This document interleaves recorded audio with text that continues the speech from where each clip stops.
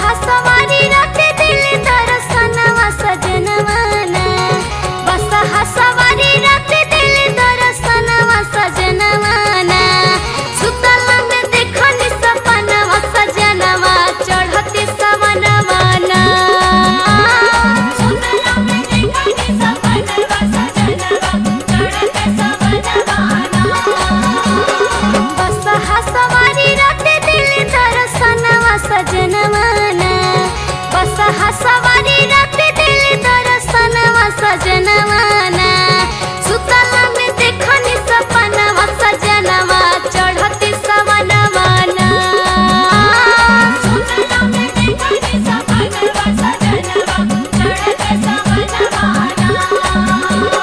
सावन महीनवा के गजबला हरिया मनाचे मंगलवा सावन महीनवा के गजबला हरिया मनाचे मंगलवा चला देव कैसे चलवा मनाचे मंगलवा चला देव कैसे चलवा मनाचे मंगलवा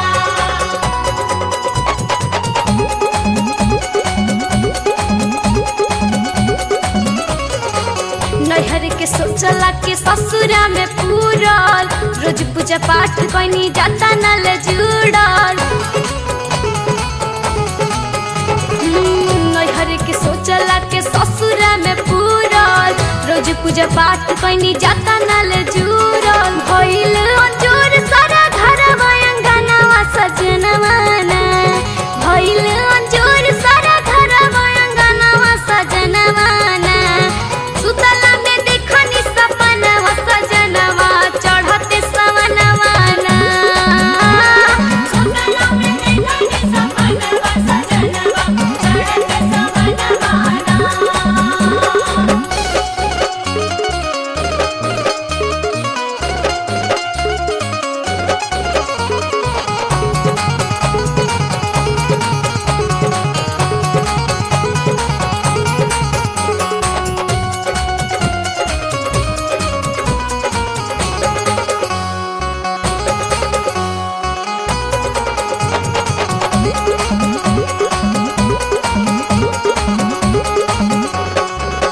भल चमत्कार लगल गजबे नजारा उहे रूप बाबा के देखती दोबारा हो भल चमत्कार लगल गजबे नजारा उहे रूप बाबा के हम देखती दोबारा मन में खखान रोजे देखती समनवा सजनवाना मन में खखान रोजे देखती समनवा सजनवाना सुतला में देखनी सपनवा सजनवा चढ़ते सवनवाना सुतला में देखनी सपनवा सजनवा चढ़ते सवनवाना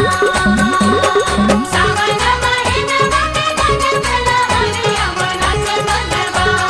सावन महीनवा के गजबला हरिया मनाचे मंगलवा चला देव कैसे चलवा मनाचे मंगलवा चला देव कैसे चलवा मनाचे मंगलवा